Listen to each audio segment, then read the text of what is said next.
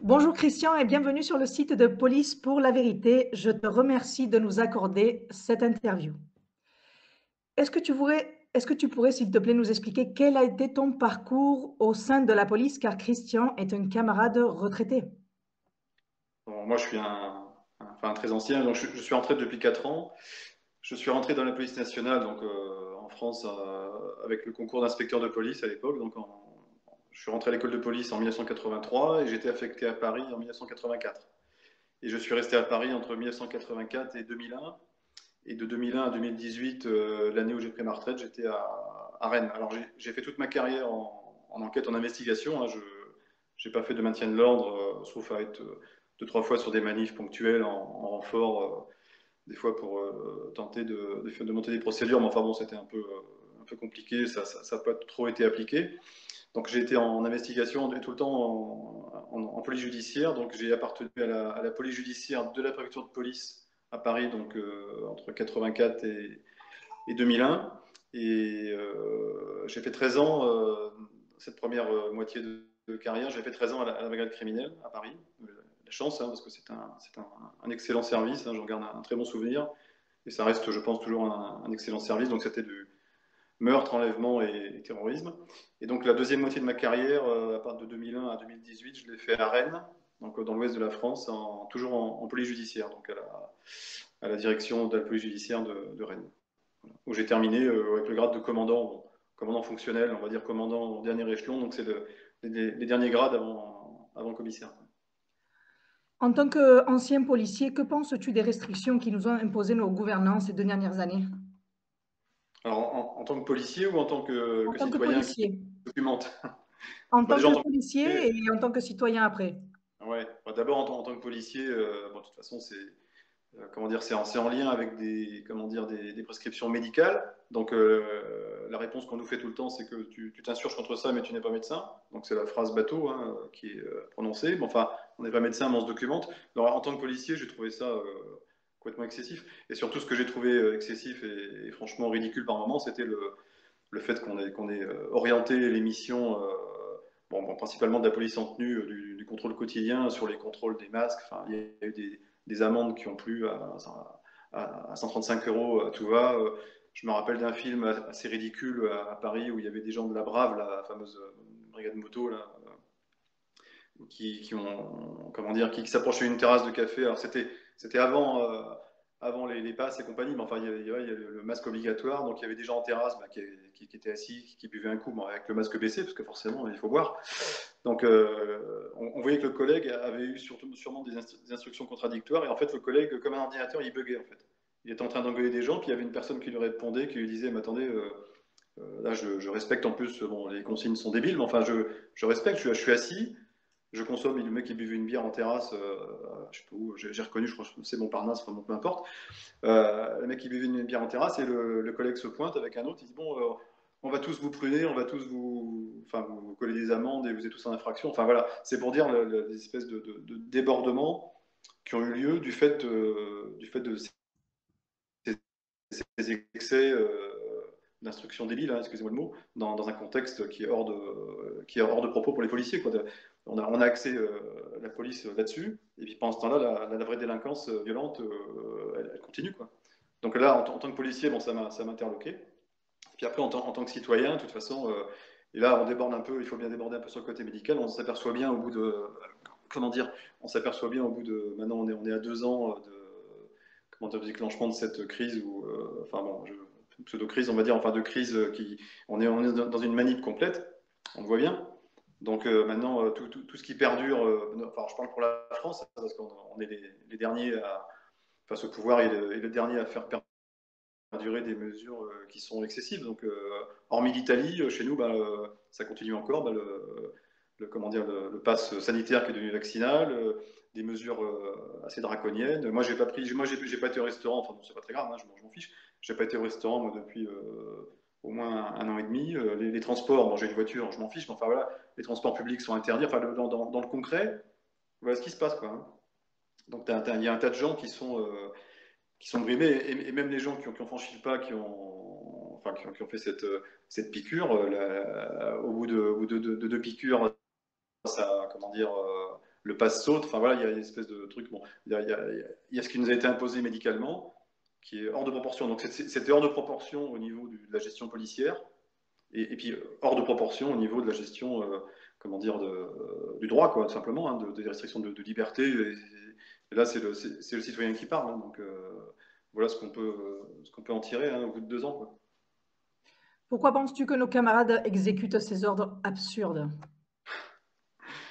Alors, enfin, hormis des actes brutaux individuels, on peut, enfin, je dis, c'est pas qu'on peut pas leur en vouloir, mais enfin, je comprends. Enfin, quand on est dans le moule hiérarchique, administratif très rigide, hein, je pense que c'est un peu partout dans toutes les polices européennes de l'Ouest. On vit tous, on a tous connu à peu près des régimes hiérarchiques identiques, bon, avec plus ou moins de souplesse ou d'autres. Bon, c'est difficile de désobéir.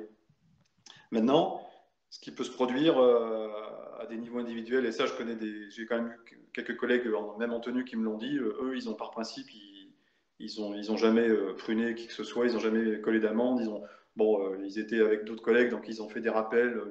Le mec qui avait son masque baissé, bon, monsieur, relevez votre masque, mais bon, sans mettre d'amende. Donc il y a quand même eu, à titre individuel, même si c'est pas très visible, malheureusement, il y a quand même eu, je pense, des comportements qui ont été un peu plus modérés. Bon, je parle pas des manifs, hein, ça on va en parler après sans doute, Oui. mais je veux dire, l'emploi excessif et ridicule des forces de l'ordre pour cet aspect sanitaire fait que j'espère quand même que des collègues ont quand même pris un peu de recul. Maintenant, quand vous avez comment dire, des instructions qui tournent de très très haut, etc., dans les faits, pour l'instant, c'est compliqué. C'est compliqué pour la hiérarchie intermédiaire ou même pour les exécutants de désobéir, enfin tout au moins d'appliquer des consignes plus modérées. Je me mets un peu à leur place, quoi. C'est compliqué, mais il n'empêche que ça donne des résultats absolument à la fois absurdes, ridicules et comment dire, quasiment tyranniques, hein, Julie, je répète, hein, cette histoire. Bon, c'est pas le seul événement, mais l'histoire des collègues de la Brave, là, je sais plus quand, c'était début 2020 ou début 2021 ou fin 2020, je me rappelle plus, enfin, qui se pointent à cette terrasse de café. Bon, c'est un exemple. Ils ont fait des contrôles aussi en gendarmerie, dans une ville qui est pas très loin de chez moi, qui est en zone gendarmerie, où ils sont rentrés dans un cinéma là, récemment, à l'occasion des vacances de février, enfin des dernières vacances d'hiver. Là. Ils sont rentrés dans un cinéma, on aurait dit que vraiment que là, c'était. Enfin bon, je ne vais pas remuer des souvenirs fâcheux, mais enfin voilà, on aurait dit vraiment des contrôles qui sont quasiment faits dans un pays en état de guerre. Ils sont rentrés, oui, vous êtes au cinéma, il faut que tout le monde ait son passe vaccinal, sinon c'est une amende. Et puis en plus, le tenancier du cinéma se prend 6 000 euros d'amende pendant que les spectateurs prennent 135 euros. Enfin, vous voyez, il y a des choses induites par cette situation qui, au niveau policier, sont du jamais vu. C'est complètement hors de proportion. Pendant qu'on nous restreint, enfin, qu'on nous a restreint des années, enfin restreint, qu'on nous a freiné pendant des années pour la répression juste et normale de la vraie délinquance. C'est ça qui m'a motivé pour vous joindre, pour participer à cela et dire un peu mon opinion, quoi. Bon, voilà. Je vais te poser une autre question. Christian, Oui. est-ce que tu pourrais nous expliquer quelles seraient les conséquences que pourrait subir un policier s'il désobéissait aux ordres de sa hiérarchie? Alors, voilà, après, il y a tout un panel de sanctions hein, qui vont de l'avertissement au blâme et jusqu'à des sanctions plus graves hein, qui peuvent aller jusqu'à la révocation. Donc tout dépend comment dire, de la gravité, de l'échelonnement un peu de ces sanctions administratives et puis de leur fréquence. Donc si par exemple la hiérarchie veut faire un exemple, par exemple quelqu'un qui est en tenue ou autre qui refuse, qui refuse, on va dire, qui met un frein vraiment à ces consignes absurdes, enfin, notamment pour ce qui est de freiner les gens, par exemple. S'il refuse une fois, deux fois, trois fois, bon, bah, après, voilà, les sanctions se déclenchent et après, bah, c'est des blâmes, donc ce sont des retards d'avancement, des empêchements de mutation. Après, ça peut monter plus haut, ça peut monter en conseil de discipline. Et la sanction ultime, alors bon, je ne parle pas de peine pénale évidemment, de peine de prison, mais la sanction ultime, ça peut être la révocation. Donc c'est un peu c'est l'échelle des peines administratives dans la police nationale, quoi. Donc tout dépend, je répète, hein, tout dépend de la gravité, de la fréquence entre guillemets de cela. Donc à ma connaissance, pour l'instant, je ne sais pas s'il y a eu beaucoup de, mais j'en sais rien. Je parle dans le vide. C'est compliqué d'avoir quelqu'un qui puisse en parler parce que ça serait au niveau enfin l'IGPN, hein, l'Inspection générale de la police nationale. Ça serait compliqué d'avoir un avis là-dessus, mais je pense pas qu'il y ait eu beaucoup de refus. Il y a dû y avoir des refus quand même individuels, sans doute, mais je ne sais pas du tout dans quelle proportion. Oui. Est-ce que pendant ta carrière, tu as vu des camarades qui ont subi des situations de harcèlement par leurs supérieurs hiérarchiques? Rarement. Non, faut être honnête, rarement. Dans les services où j'étais, non. Comment dire, ça arrive, c'est arrivé. Alors, le harcèlement, entre guillemets, injustifié de la part de la hiérarchie contre quelqu'un bon, qui veut faire honnêtement son travail, mais qui est un peu cabochard, on va dire, qui est un peu têtu. Bon, honnêtement, j'ai connaissance d'une procédure. Encore, c'était même pas dans le service où j'étais. Et par contre, ce que j'ai pu constater, par contre, à l'inverse, c'est des fois, c'est inverse. C'était une absence de réaction de la hiérarchie pour des problèmes qui étaient bien réels. Hein, des problèmes, on va parler franchement, hein, des problèmes, des fois d'alcoolisme ou de mauvais comportements. Alors c'est pareil, ça concernait un collègue sur 150, on va dire, hein, même pas. Mais voilà, les deux choses sont vraies, mais elles sont limitées. Enfin, moi, je vous dis, le harcèlement de la part de la hiérarchie, oui, ça peut arriver, mais là, enfin, quand moi j'y étais, donc en dehors de cette période maintenant qu'on connaît, qui est un peu particulière, j'ai connaissance vraiment d'une affaire concrète avec, qui a mené une procédure. Encore, je répète, hein, c'était pas dans le service où j'étais. Et à l'inverse, par contre, il y avait tout le temps un peu, surtout en province, là où j'étais après, un peu un laxisme, un peu une espèce de trouille un peu de la hiérarchie à sanctionner des gens qui le méritaient, hein, qui le méritaient. Mais c'est pareil, ces gens-là, ils étaient archi minoritaires. C'était peut-être une ou deux personnes sur un service de, je sais pas combien on était 80 ou 100, enfin voilà.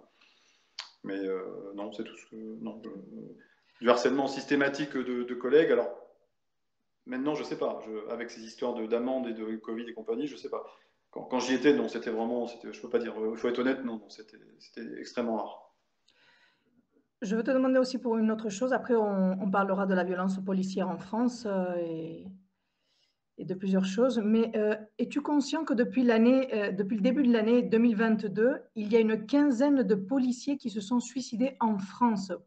Pourquoi vous avez des taux tellement hauts de suicide en France? Quel est le motif selon toi? C'est ancien, malheureusement. Alors, je ne sais pas quand ça remonte, hein. C'est une moyenne je pense que c'est entre gendarmes et police confondus. On va dire force de l'ordre au sens large. Je pense que c'est au moins une cinquantaine, une soixantaine depuis très très longtemps. Alors, quand je dis très longtemps, c'est peut-être 20, 25 ans, enfin voilà. Et ça ne fait que s'aggraver. Pourquoi? Parce que il y a beaucoup de gens qui déboulent dans des zones difficiles, qui sont soumis d'entrée de jeu à une pression, alors du coup, qui vient de l'ambiance générale et de la délinquance. Moi, je l'ai un petit peu connu à Paris au début, parce qu'au tout début de ma carrière, j'étais en commissariat de quartier et je travaillais enfin, j'habitais la porte de la Chapelle et je travaillais près de la gare du Nord, qui étaient déjà des zones qui étaient très très, très criminogènes. Donc effectivement, faut s'accrocher. Hein. Il faut s'accrocher. Hein. Alors il y a des gens fragiles. Les gens, ils ont une arme sous la main. Il y a une ambiance qui est de plus en plus difficile. Moi, j'ai quitté Paris il y a 20 ans et déjà, c'était déjà très, très problématique. C'était très, très criminogène et ça n'a fait qu'empirer. En 20 ans, je vous laisse imaginer ce qui a pu se produire. Donc, c'est de plus en plus difficile pour les collègues. Il y a des gens qui sont en désespérance, hein, au niveau ne serait-ce que, je sais pas, ils font une dépression, ils n'arrivent pas à trouver un logement, ils n'arrivent pas à avoir une mutation parce qu'ils travaillent dans un endroit qui est carrément infernal, hein, notamment le 93, mais il n'y a pas que le 93 malheureusement, il y a plein d'endroits. Donc tous ces facteurs cumulés, et je pense que, et puis l'aggravation de la situation font que voilà, des gens un peu fragiles passent à l'acte. Hein, et chez nous, je ne connais pas les statistiques des pays limitrophes, mais en France, oui, c'est particulièrement grave. Et les différents ministres qui sont succédés depuis, je ne sais pas combien de temps, là, depuis au moins 25 ans, oui, ils en font état, ils le déplorent, ils font un beau discours, ils disent oh là là, mon Dieu, nous sommes en novembre, et puis il y a eu 55 policiers, gendarmes qui sont suicidés. Enfin bon, pour autant, il n'y a pas pour autant de prise en compte réelle du problème et et de solution. Puis les gens, chez nous, les gens, bon, ils ont une arme sous la main. Hein. Donc, si vraiment comment dire, vous êtes dans un état psychique et avec des problèmes familiaux, financiers, d'ambiance, de tout ce que vous voulez, bah voilà, vous prenez l'arme dans l'armoire et puis c'est vite fait, hein. Moi, j'ai un collègue très proche de moi que j'ai connu à Rennes qui s'est suicidé juste avant Noël. Bon, a priori pour des problèmes familiaux, mais enfin voilà, il rentre dans cette catégorie, quoi. Donc c'était des problèmes familiaux assez graves, assortis un peu à une mauvaise ambiance au boulot. Mais là, bon, là, objectivement, le service, enfin le travail n'est pas en cause, ou il est en cause de façon minoritaire. C'est surtout des problèmes familiaux et puis un peu un énorme coup de déprime. Et puis bon, bah voilà, l'arme sous la main et puis le pas est franchi et voilà, quoi. Mais c'est vrai qu'en France, enfin, je sais pas, je connais pas les statistiques des autres pays, mais en France, oui, ça fait très longtemps qu'on tourne à une moyenne de, je dirais, c'est entre 50 et 60 par an, quoi. Question. Alors, j'aimerais que tu nous racontes si tu as vécu des situations dans ta carrière qui t'ont fait prendre conscience que la police n'est pas autant au service des citoyens, mais plutôt au service de nos gouvernants. Oh là. Une situation qui t'a Oh. interpellé le plus, les plus récentes. Alors, une situation récente ou pas récente? Une récente et après, si tu veux, une autre pas trop récente, comme tu veux. Récente, bah, c'est-à-dire que en fait, c'est surtout vrai, ce que tu dis, c'est surtout vrai à Paris. Ok. À Paris, pourquoi? Parce qu'à Paris, il y a la concentration de tous des médias, des hommes politiques, des grands chefs d'entreprise. Enfin voilà, c'est un peu bon, il y a même une surconcentration. C'est beaucoup moins le cas en province. Et moi, de ce que j'ai vécu en province, je réfléchis. On a travaillé à peu près normalement sans avoir trop de pression suivant la clientèle à laquelle on a affaire. Moi, je répète, j'étais en enquête, hein. Donc Mhm. il arrive effectivement que des fois, bah, il se passe des choses où des gens très connus sont ou victimes ou auteurs, hein, notamment en stupéfiants, etc. Mais c'est surtout à Paris en fait que ça se passe. Et moi, les anecdotes que j'ai, elles peuvent peser dans le débat en fait, parce que ce phénomène en France, il est ancien. Que la police parisienne, notamment sous couvert de la préfecture de police, serve de laquais un peu au pouvoir, oui, ça, c'est un truc qui est vieux comme la fondation de la préfecture de police. Mais je veux dire, des affaires. Moi, j'ai connu, par exemple, la brigade criminelle de Paris saisie parce que la fille de Badinter, de l'ancien ministre Badinter, avait pris une main aux fesses dans un ascenseur, par exemple. Bon, c'est un exemple, hein. Qu'est-ce qu'on a eu d'autre? On a eu aussi la brigade criminelle saisie en 89 à l'occasion du bicentenaire, parce il y avait bon, les royalistes qui avaient fait une espèce de chahut dans un théâtre, et on les a arrêtés comme des terroristes, quoi, hein, oui, alors ils avaient juste balancé du bleu de méthylène sur une chanteuse au théâtre des Bouffes du Nord, donc c'était en 89 à l'occasion du bicentenaire, etc. Donc en fait, la police, enfin en règle générale, disons, mais surtout parisienne. Alors peut-être qu'on retrouve un peu ça dans les très grandes villes comme Lyon, Marseille, mais c'est surtout Paris en fait. À 90% c'est Paris. La préfecture de police, comment dire, elle est vraiment, enfin aux ordres. Comment dire, qu'elle soit aux ordres des citoyens, c'est normal. Qu'elle fasse son boulot, c'est normal. Mais je veux dire là par contre, il y a eu souvent des excès par rapport à des personnalités, ou alors en sens inverse, il y a eu aussi des choses qui ont été écrasées, parce que c'était aussi des personnalités. Donc, quand elles sont victimes, bah, c'est le mandat de combat. Et quand elles sont coupables, bon, bah, voilà, il y a souvent eu des fois où c'était un peu écrasé. Bon, pas tout le temps quand même, il ne faut pas exagérer non plus. Mais en fait, que la police serve enfin, je n'aime pas le mot, mais enfin, un peu de laquais du pouvoir, ça entre nous, on se le disait, hein, quand on était à la brigade criminelle à Paris, et qu'on était saisi comme ça pour des conneries comme celles que je vous ai racontées, enfin, et même d'autres, on se disait, voilà, vraiment, on est hors de notre rôle et vraiment, on est aux ordres pour des choses qui sont totalement illégitimes, quoi. Penses-tu que nos gouvernants utilisent la police et la gendarmerie pour imposer une dictature en France avec l'excuse d'une urgence sanitaire? Ah oui, complètement. Complètement. Bah, de toute façon, ça tombe sous le sens, ouais. Enfin, alors, dictature, je pense que là, on s'en rapproche. Moi, je Mhm. dirais plutôt jusqu'à maintenant, depuis l'arrivée de Macron, mais surtout depuis les Gilets jaunes, c'est une tyrannie. Alors, une tyrannie avec des phases dictatoriales, hein, dans la répression, je pense qu'on va en parler, des Gilets jaunes. Moi, comment dire, il y a des choses bon, dont je voulais me détacher, etc. Et puis, cet épisode Gilets jaunes, avec l'emploi de la force, mais bon, peut-être que tu as des questions là-dessus, plus précises. C'est ça qui m'a, comment dire, enfin, éveillé. Je le savais déjà, mais enfin, qui m'a, disons, motivé à intervenir, à donner mon avis, parce que là, j'ai vu vraiment des choses qui étaient vraiment hors de proportion et extrêmement, extrêmement brutales, quoi. C'est dire que là, surtout qu'en France, les deux, enfin, les deux institutions de police, bon, la gendarmerie, enfin, c'est l'armée, mais enfin, bon, elle est rattachée au ministère de l'Intérieur depuis Sarkozy, donc bon, c'est la police des campagnes, entre guillemets. Bon, c'est pas exactement ça, mais enfin, en gros, c'est ça. Puis la police nationale, donc on va dire, ce sont les zones urbaines. Qu'elle soit maintenant, depuis au moins 2 ans, utilisée, ou 3 ans, qu'elle soit utilisée par le pouvoir actuel, comme, enfin, j'ose pas dire le mot, ça passe pas milice, mais qu'elle soit vraiment utilisée comme outil de répression excessif, ah oui, oui, là c'est le cas. Oui. On peut, à minima, dictature, je pense qu'on n'en est pas loin, mais tyrannie, oui, ça c'est clair. Hein. Et puis pour des motifs sanitaires complètement bidons. Hein. Enfin, je répète, je reviens sur ce que je disais tout à l'heure, poser des amendes à 135 euros pour des masques, des machins comme ça. Enfin, moi, j'aurais été en tenue, j'en aurais été malade. Quoi. Alors, je dis pas, hein, peut-être que j'aurais été obligé de le faire sous le contrôle de ma hiérarchie, de mes collègues, j'en sais rien. Mais voilà, j'aurais j'aurais eu vraiment, vraiment du mal à marcher dans la combine et à faire, bon, autant faire des avertissements, des machins, bon d'accord, mais là, elle a vraiment été utilisée dans cette phase enfin, médicale, je mets des guillemets. La police, enfin les forces de terrain, les forces de l'ordre au sens large ont vraiment été utilisées.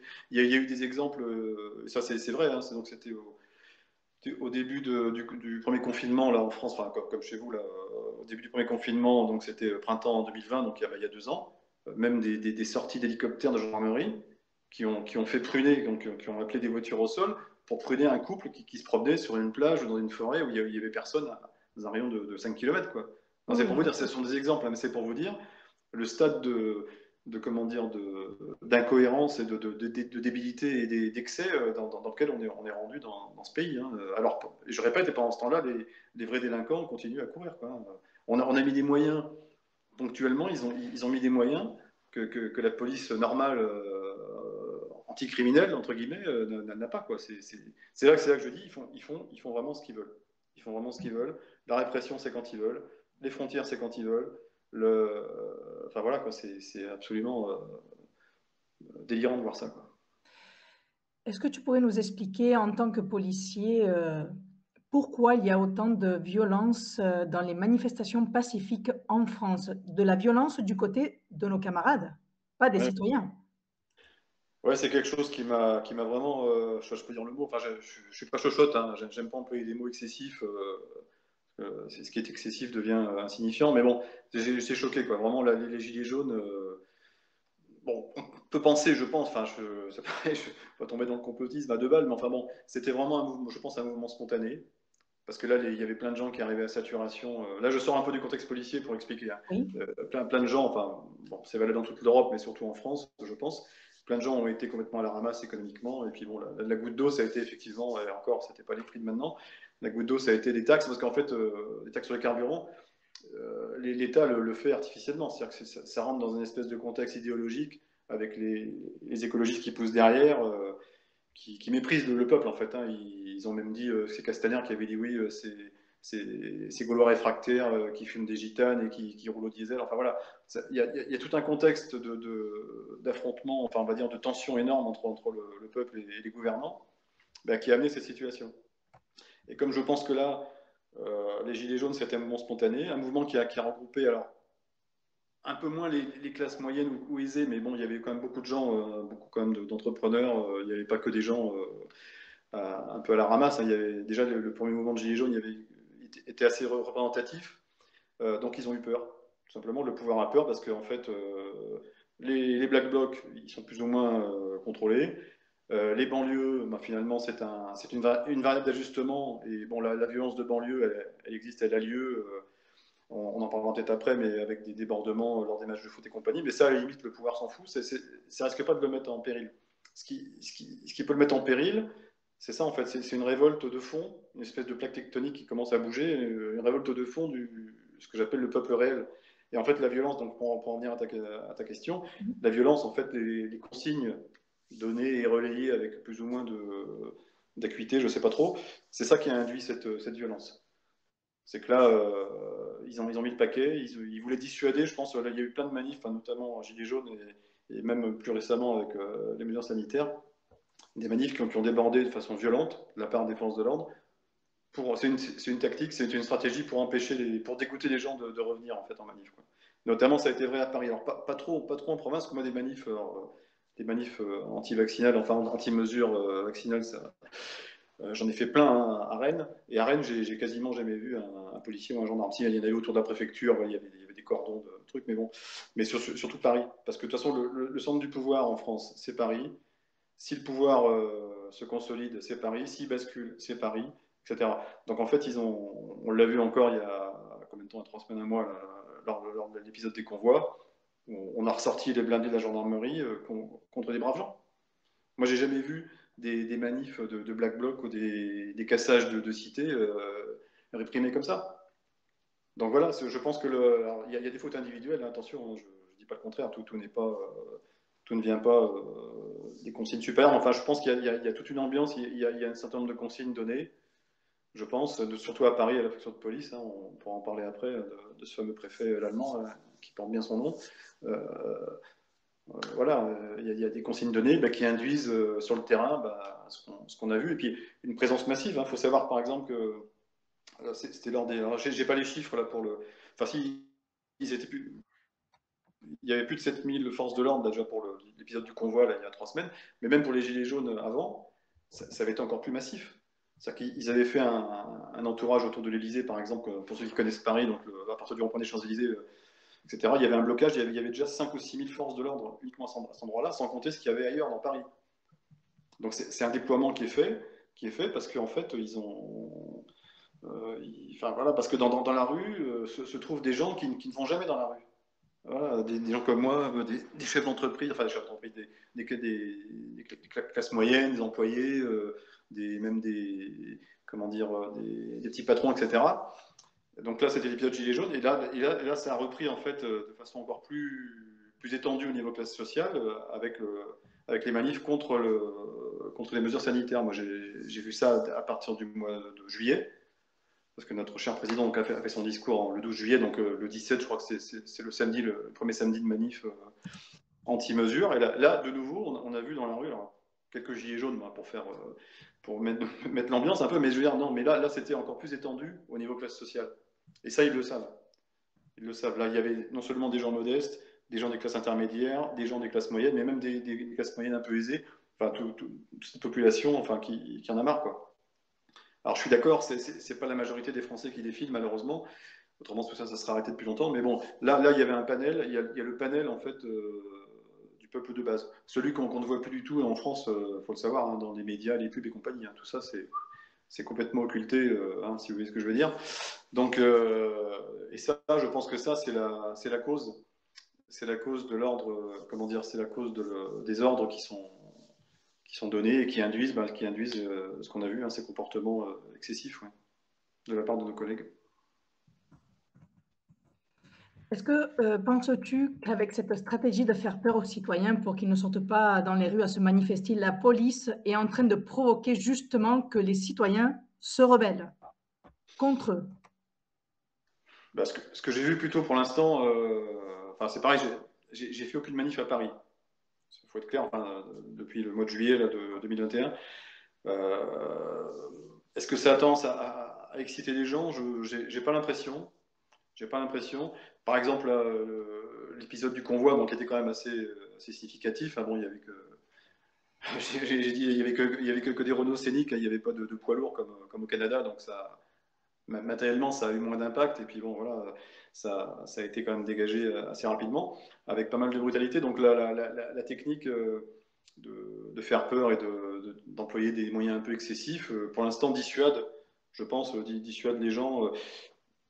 Maintenant, je sais pas, je suis pas devin. Je pense que la France, de toute façon, là, ce sont des causes à la fois politiques, économiques, sociales. Elle est sur un volcan, ce sont des plaques tectoniques qui commencent à bouger de partout. Et ils savent très bien le pouvoir. Si moi je le sais, eux, ils le savent encore mieux. Donc, est-ce qu'à un moment le volcan va rentrer vraiment en éruption donc voilà, je sais pas. comment dire, l'emploi de la force qui est fait est tel que pour l'instant, je ne pense pas que ça ait excité plus les gens. On n'est pas dans un mécanisme comme ça de vengeance par rapport aux forces de l'ordre. Je pense que les gens, bon, même si effectivement ils peuvent être en colère par rapport à des comportements, bon, on a vu des policiers qui ont cassé des vitres, un gars qui s'est fait interpeller avec une arme à la main, enfin un policier qui avait une arme à la main pour interpeller un gars autour de l'étoile lors des trucs. Les gens, ils sont pas dans une mentalité enfin de haine, enfin de vengeance par rapport à la force de l'ordre. Le phénomène d'excitation ne fonctionne pas dans ce sens-là. Je pense que ça couve, c'est quelque chose qui couve, qui est d'essence principalement économique et sociale, je pense, et qui est tourné contre le pouvoir, en fait. Contrairement à ce qu'ils disent, contrairement à ce qu'on peut voir, bon, malheureusement, le résultat de l'élection, il est déjà là. Enfin, les gens, en majorité, ils ont une rancœur et une haine énorme par rapport à Macron, à ses équipes et tout. Enfin bon, Castaner, il passait déjà pour un guignol.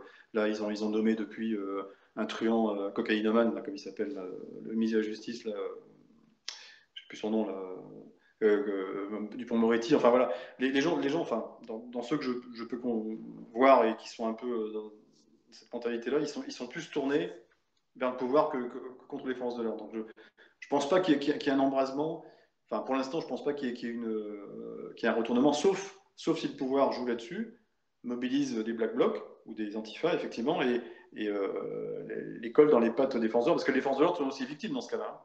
Non seulement ça casse les mouvements sincères, de contestation sincère et que genre Gilets jaunes et compagnie, et en plus, ce sont les collègues en bout de chaîne qui sur le terrain là du coup dérouillent quoi. Donc là ils dérouillent de façon vraie, physique, avec des blessés, etc. Ce que je déplore aussi, hein, tout simplement parce que voilà, ils ont pour instruction de pas leur rentrer dans la gueule quoi, au Black Bloc. Donc voilà, donc tout ça en fait c'est divisé pour régner. Hein. Pour l'instant, j'ai l'impression qu'on est dans cette espèce de mécanique infernale.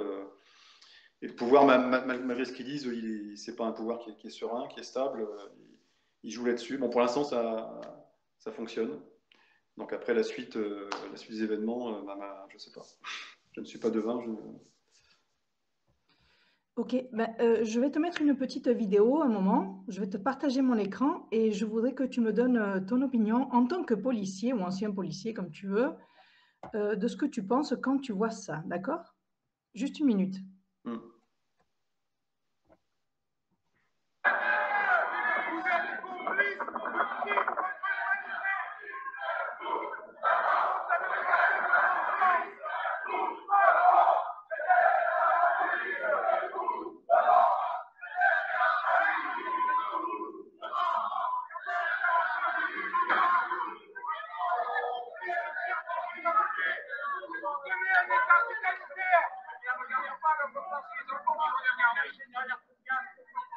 Tout le monde a peur de faire son travail. Mettez-les sur la table.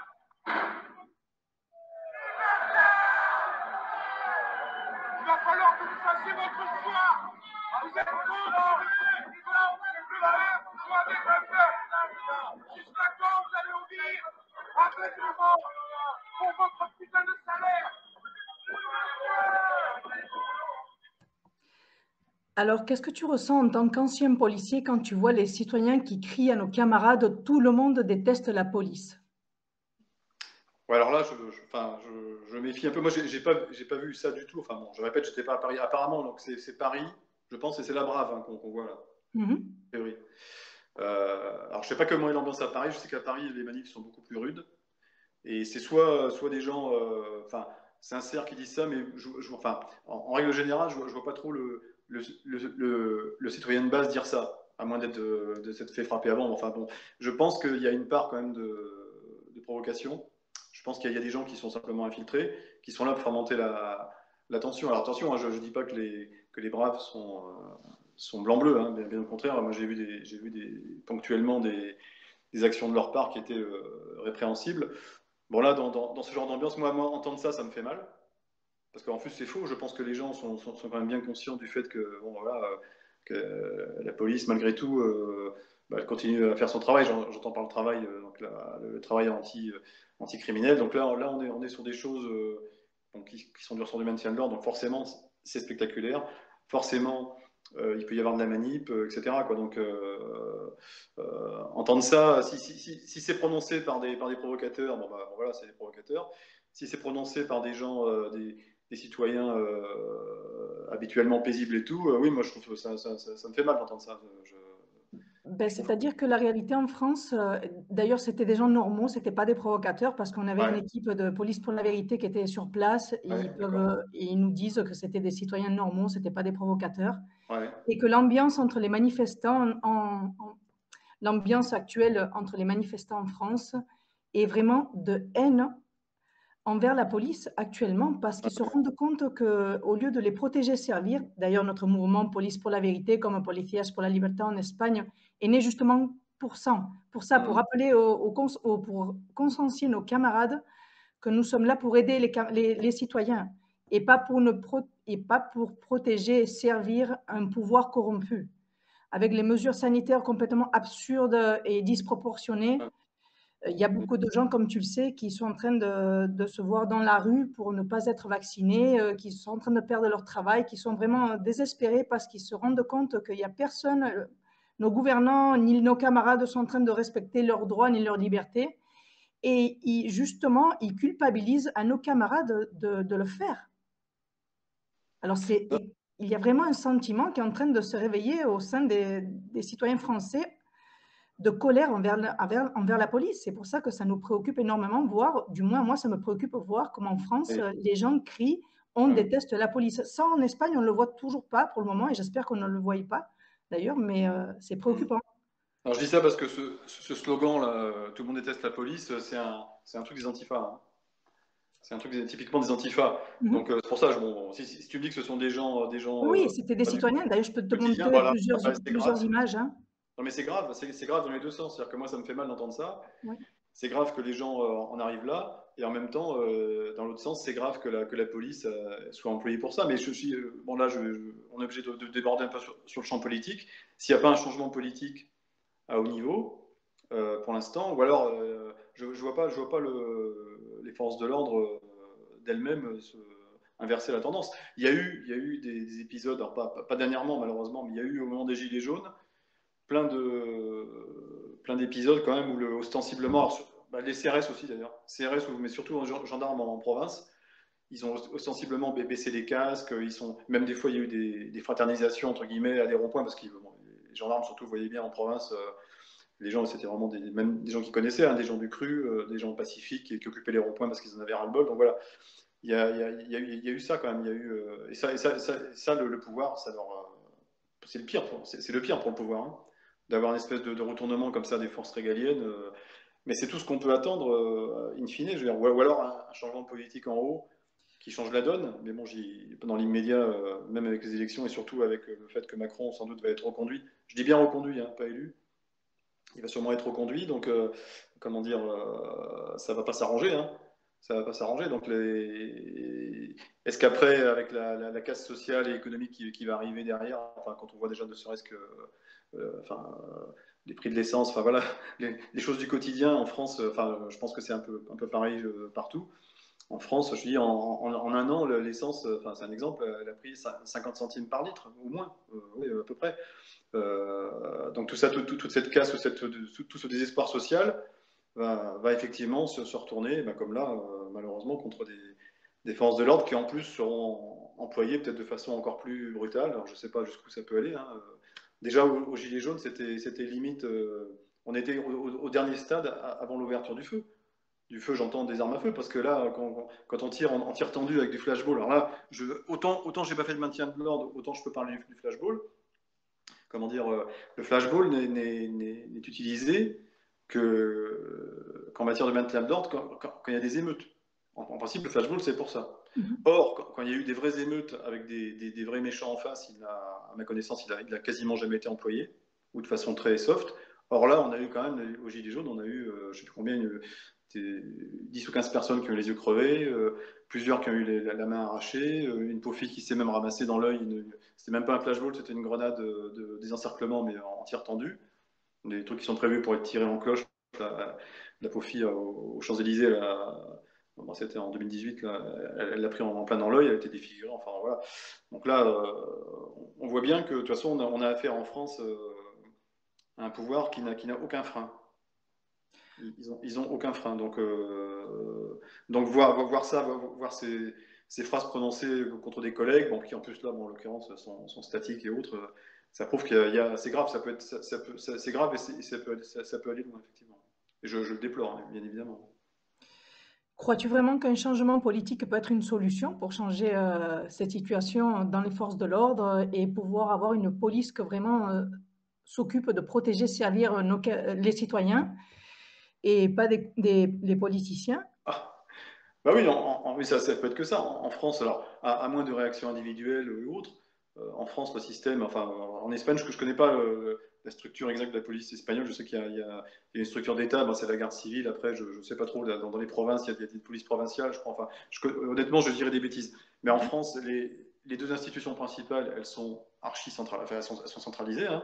Donc la gendarmerie nationale qui appartient à l'armée, mais qui est détaché depuis Sarkozy auprès du ministre de l'Intérieur. Donc en fait, il y a un ministre de l'Intérieur qui pilote 95% des forces de l'ordre. Je mets de côté hein, les polices municipales et autres, bon, ça c'est un peu secondaire.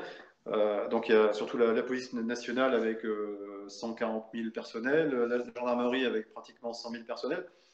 Donc voilà, comment dire, ce que tu préconises et ce que tout le monde aimerait ne peut arriver que du pouvoir central. Mais si le pouvoir central de lui-même est apeuré, ce qui est le cas, hein, il n'est pas tranquille et se sert de ces forces-là j'allais dire presque comme milice du pouvoir ou comme force répressive à l'excès, je vois mal. Alors si, il y a peut-être des gens individuellement qui vont se rebeller, des officiers qui vont dire moi j'arrête de donner ces ordres-là, c'est terminé. Des collègues à différents échelons qui vont dire moi j'arrête ne serait-ce que de pruner les gens à 135 euros. Enfin voilà. Mais par contre là, là ils vont se faire atomiser quoi, atomiser voire même ce que j'ai dit tout à l'heure au niveau des sanctions, ils vont se faire in fine révoquer. Hein, ça peut arriver. Donc pour l'instant tout ce contexte fait que pour l'instant la machine régalienne elle suit en grinçant, hein, c'est sûr, hein, elle suit avec difficulté, mais elle suit parce que voilà, comment dire, la structure du pouvoir en France est comme ça. Hein, c'est une structure hyper centralisée, avec deux polices d'État en fait. Gendarmerie et police nationale, ce sont des polices qui sont contrôlées, gérées directement en administration centrale hein, par l'État. Donc il n'y a pas comme, alors je connais un peu mieux les États-Unis, voilà, un shérif local, il est élu par les citoyens pardon, du comté, donc bon, il fait pas ce qu'il veut, mais enfin, bon, disons qu'il y a une grosse décentralisation, etc. Donc, bon, voilà, il peut y avoir plus de souplesse ou plus de contacts, etc. Tandis qu'en France, c'est pas le cas, hein. C'est pas le cas. Crois-tu? Je voulais te demander aussi, Christian, c'est-à-dire qu'en Espagne et dans des autres pays où je suis allée en manif, il y a des personnes qui m'ont raconté qu'ils ont vu des policiers s'infiltrer dans des manifestations pacifiques pour les rendre violentes. Est-ce que tu as vu ça en France ou tu as écouté des gens qui t'ont raconté cette chose aussi? Ah oui, bah, bon, de toute façon, on le sait bien, hein, bon. Moi, je répète, hein, l'épisode Gilets jaunes, je l'ai vu à travers les médias, enfin les médias, y compris enfin, surtout les médias alternatifs, qui, j'espère, rendent compte à peu près bien des choses. Oui, on a même vu des films brièvement tournés qui sont restés un moment sur YouTube. On voyait des collègues, enfin des policiers se changer au cul des camions, etc. Donc oui, il y a eu des infiltrations. Et la chose la plus dangereuse en plus, c'est que non seulement, bon, il y a eu ça, il y a eu ces provocations. Ça c'était pour casser le mouvement Gilets jaunes à partir de début 2019, surtout quand ils ont vu que ça avait pris de l'ampleur et que ça avait un peu fait trembler Jupiter sur ses bases. Donc il y a eu ça. Et puis moi, ce que je crains surtout, c'est là ça a été vu à beaucoup de reprises et moi je le sais voilà, par certaines sources que les Black Blocs ont été balancés dans les pattes de ces mouvements pour les briser. Bon ça, je redis ce que j'ai dit tout à l'heure, mais en plus avec un contrôle de gens infiltrés hein, qui sont des gens des ex-RG, enfin maintenant c'est le renseignement territorial ou des gens qui sont plus ou moins contrôlés par rapport à la DGSI, etc. Bon, voilà. Alors, des fois, ils laissent faire, des fois, ils répriment. Parce que si on veut qu'une manif se passe sereinement, tous les Black Blocs en France, ils sont fichés. Bon, alors, je parle même pas de l'islam radical et des problèmes banlieues, hein. Pour l'instant, il faut mettre ça de côté parce que l'épisode Gilets jaunes, ce ne sont pas eux qui sont intervenus. Ce qui a cassé le mouvement, c'est les Black Blocs. Tous les Black Blocs sont répertoriés. Bon, ils sont majoritairement en région parisienne, pas mal à Nantes. À Nantes, moi je suis originaire de Nantes, je sais que c'est assez pourri par les Black Blocs. Et Rennes, il y a d'autres villes, mais c'est surtout Nantes et Rennes en province, mais surtout Paris, quoi. Donc en fait, si on voulait, et ça plein de collègues l'ont dit, si on voulait éviter l'arrivée des Black Blocs qui d'un côté cassent le mouvement et de l'autre mettent en danger là les collègues pour le coup, parce qu'on a vu, hein, il y a des collègues blessés, ça c'était une réalité, hein, il y a même eu des jets des fois de cocktails Molotov, là c'est quasiment un tentative de meurtre, qui entre parenthèses ne sont pas réprimés, il y a pas de tir de flashball dans ces cas-là, hein. Comme quand il y a les manifs Black Lives Matter et compagnie, hein, qui sont tolérés et en fait presque favorisés par le pouvoir, il n'y a pas non plus de répression, alors que quand ils ont fait une manif, je ne sais plus quand, à la rentrée, à la porte de Saint-Ouen, ça a été un boxon, enfin bon, des violences et compagnie. Donc moi, ce qui me fout un peu la trouille pour l'instant, c'est ça en fait, c'est cette espèce de, enfin, c'est pas récent, mais bon, ça s'est accentué là, c'est une espèce de manipulation et de contrôle, surtout des antifas. Euh, bon voilà, ça c'est quelque chose qui se surajoute à ce que tu dis dans ta question, et effectivement des flics infiltrés et des flics même qui se sont carrément changés derrière les camions, comme je disais, oui, il y en a vu, il y avait des films là-dessus, donc c'était pas des montages, hein, c'était vraiment de la réalité, ou des gens en noir là, qui font de la provoque, les forces de l'ordre chargent à un moment sur les champs, et puis au bon moment, il y a le type qui dit, on entend, parce que quelqu'un filme, on entend dire, attendez, ah oui, oui, celui-là, il est quasiment l'officier dit, ah oui, il est avec nous, hop, ils écartent les rangs, ils l'exfiltrent. Bon, c'était soit un mec infiltré, soit un mec prévu pour être en contact avec eux. Enfin voilà. Donc tout ça, c'est abominable, hein. C'est la marque d'un État qui magouille, qui a peur. Comment dire, voilà, ce sont des procédés, comme on disait dans le temps, des procédés de basse police. Donc voilà ce que je peux dire, et ça s'est vu pas mal, ça s'est vu même pour les gens qui s'intéressent un peu à la chose et qui étaient un peu en colère comme moi en voyant ça en retrait à travers les médias, oui, ça s'est vu, hein, puis c'est vraiment c'est lamentable, quoi. Ben, à la base, ce qu'ils essayent de faire, c'est de nous confronter autant les citoyens que les policiers. Parce que s'ils rendent les manifs violentes, c'est dangereux pour les citoyens et pour nos camarades aussi. Oui, bien sûr, non, mais ce que je veux dire par là, c'est que ceux qui passent vraiment à l'action, enfin, je vois pas, enfin, ça peut arriver, hein, que quelqu'un se mette en colère, comme on a vu le fameux boxeur là, sur le pont, là, pendant les Gilets jaunes, là, le fameux boxeur gitan là, qui a foncé, à main nue d'ailleurs, hein, respect quand même, qui a foncé sur les gendarmes mobiles, bon, parce qu'il a une fille de son équipe s'était fait tabasser, etc. Bon, voilà. Ça peut arriver que des gens, entre guillemets, plutôt honnêtes et paisibles, pètent un plomb et s'en prennent aux forces de l'ordre, ça peut arriver. Mais ce qui était majoritaire et ce qui est nuisible aux collègues, et là les collègues en sont victimes, c'est cette infiltration d'Antifa qui a eu, alors, pas trop pour l'instant, j'en ai pas vu moi, enfin si j'en ai vu, mais on les a virés là, à Rennes. C'était surtout vrai au moment des Gilets jaunes. Parce qu'ils avaient des renseignements comme quoi le mouvement était quand même relativement massif. La, la plus grosse manif à Paris, là où Macron avait un hélicoptère pour évacuer lui et sa maman, la plus grosse manif, comment dire, il y avait beaucoup de monde à Paris. Je sais pas, enfin, les, les chiffres sont toujours tordus, truqués, mais enfin, il y avait plusieurs centaines de milliers de personnes chez les manifestants, j'entends. Et donc là, le fait de balancer les Black Blocs, ce sont les Black Blocs qui passent à l'action contre les collègues.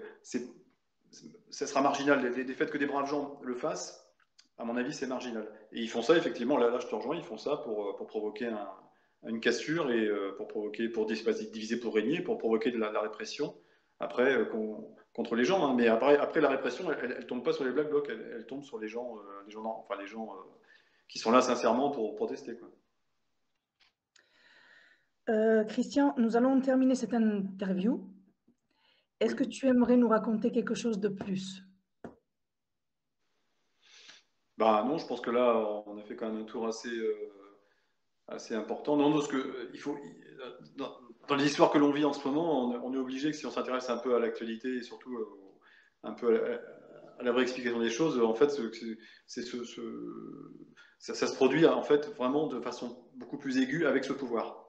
Ça se passait moins comme ça, beaucoup moins sous Sarkozy, beaucoup peu, enfin sous Hollande. Bon, après on remonte dans le temps, ça n'a plus tellement comment dire, de sens par rapport à ce qu'on vit. Non, là c'est vraiment c'est vraiment un pouvoir qui devient, enfin, qui est tyrannique depuis un bon moment, même avant même la crise sanitaire, mais on a vu un pour les Gilets jaunes, hein, c'était plus que tyrannique, c'était limite. Alors j'aime pas employer le mot dictatorial parce qu'il peut y avoir des dictateurs qui protègent le peuple. Oui. Ça s'est vu dans l'histoire. Donc on peut dire que c'est un pouvoir tyrannique qui a une pente,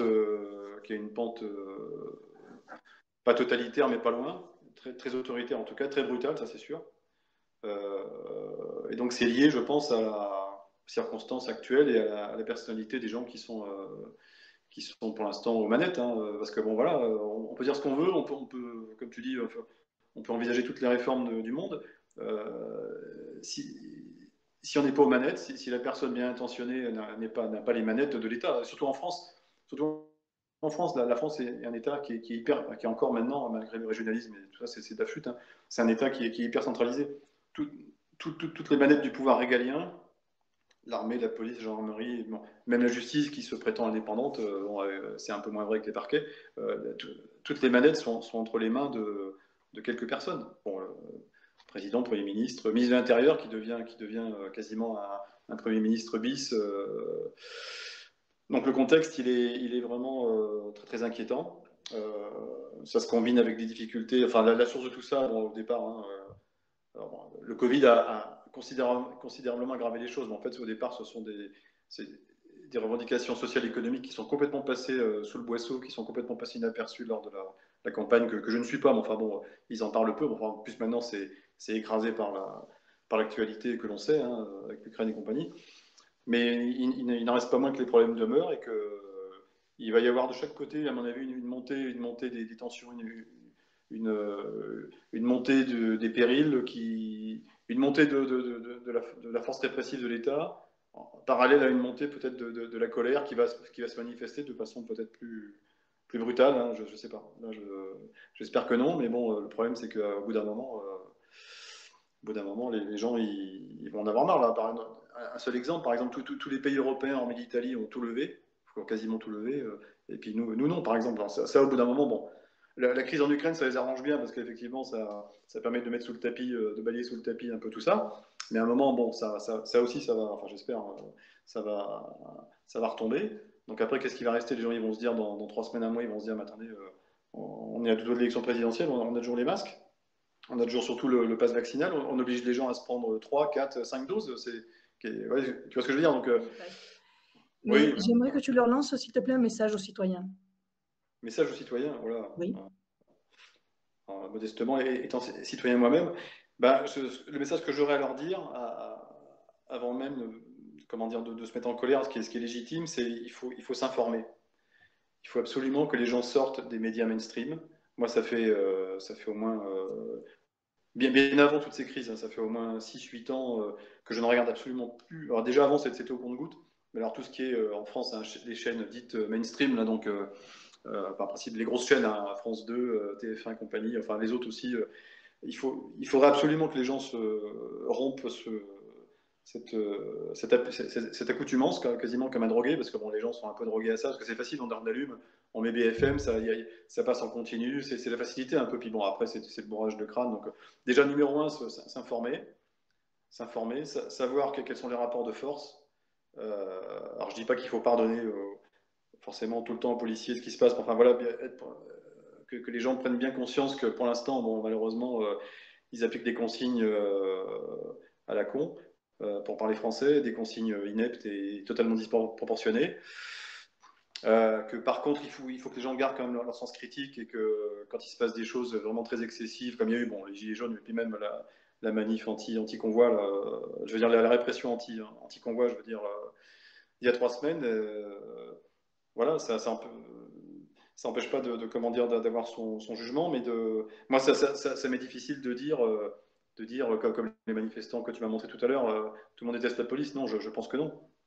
Je pense que c'est pas le cas. Par contre, qu'il y ait des grosses colères ponctuelles et des grosses récriminations à leur faire, oui, ça c'est une réalité. Mais en même temps, que les gens s'informent, qui voient quelles sont les causes un peu de tout ça, comme j'ai tenté un peu d'expliquer, quelles sont les causes profondes de tout ça, et que la police là-dedans, elle n'est que malheureusement qu'un instrument, bon, docile pour l'instant, mais voilà, comme toutes les instances régaliennes dans n'importe quel pays, disons un pays stable et structuré, désobéir, je dis pas que c'est impossible, mais c'est très difficile.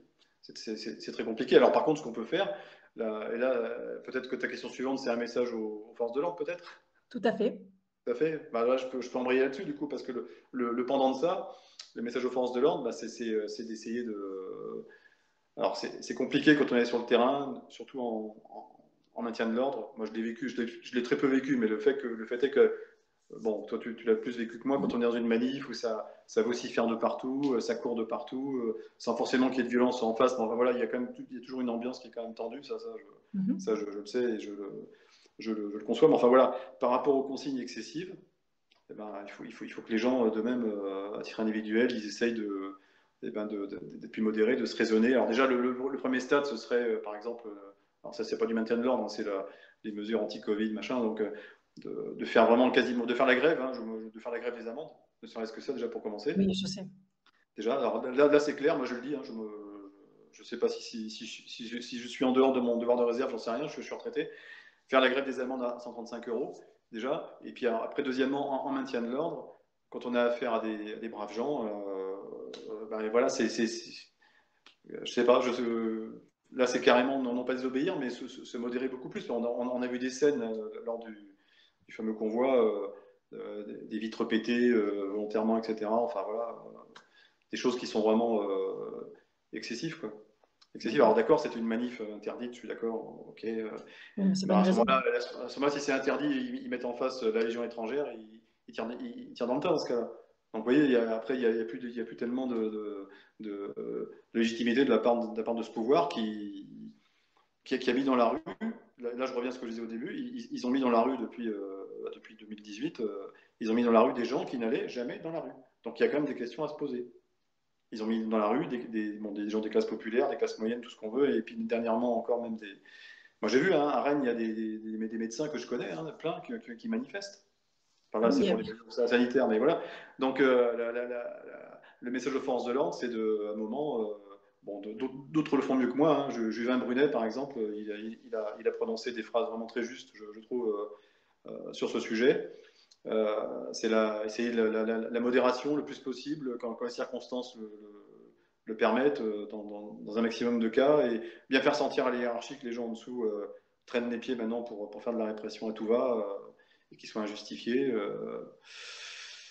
Et je répète, en plus dans un système hyper centralisé et hyper hiérarchisé comme la police, enfin les deux polices en France, hein, pour faire bref, eh ben c'est compliqué.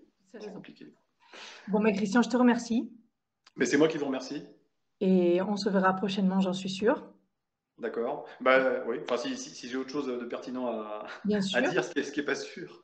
Oui, ou même si des camarades à toi veulent collaborer avec nous et nous faire des interviews, ça serait super aussi.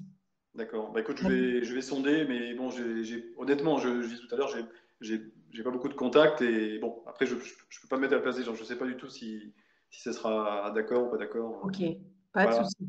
On en parlera. Ok. Merci. Merci, c'est moi. À bientôt. À bientôt. Au revoir. Ciao, ciao.